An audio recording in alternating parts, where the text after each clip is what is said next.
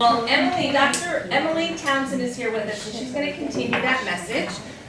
She is here from American Reading Company, and she's going to be presenting on vocabulary for grades 3 through 5, vocabulary strategies. Struggle across Pasco County. Vocabulary is a struggle across the country. I started out as a high school Spanish and English teacher, and the majority of the time in my English classes, the problem was the students were missing the inferences in what we were reading. Vocabulary is not something that students learn from giving them 10 or 20 words a week and making them copy them and write them in sentences and do them on a multiple choice. That's not how we learn vocabulary. Is that a strategy? Definitely. But there's so much more to vocabulary than having them define words in a notebook and then do a multiple choice test on Fridays. When we're reading at a level below our independent level, not only do we know the definitions for the words, but we have a lot of background knowledge about it. We know why we know it. We have a relationship to the word, and we remember how we learned it. Now let's look at gold. How do you know the word aberration? I heard somebody say sci-fi. Yes. I see ERR in the middle, like an error, so something that's wrong. What about agrarian? What do you think of when you hear that? History. Tell me why. History of the world. Okay, agrarian society. She's heard that phrase before. What else do you think of or hear? Agriculture. Agriculture. It starts with the same.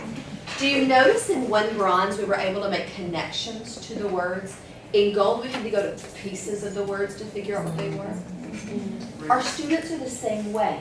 That's why we can't rely on their background knowledge alone. That's why morphology and root words and all of those things are so important too. The way I want you to picture our session today is not that one tool is better than another in attacking vocabulary. I want you to think of all the strategies we talk about today as putting different tools in their tool belt. Sometimes I can rely on something my 7th grade algebra teacher said. Sometimes I don't know if I've ever heard or read that word before, but so I'm going to see if there's anything I recognize in the word. We use each of those tools to figure out those words. And we tend to need different tools depending on how close or past it is for our independent level. It's funny, apocalyptic is listed as a gold level word. That used to be a very difficult word. My 3rd grade son knows what apocalyptic is now. With zombie and all of that, like everybody, that's become part of the vernacular in English. They used to be a very difficult, strange, complex word. So it's funny just by having it being used is changed the text complexity of that word a little bit. Words have lots of different meanings.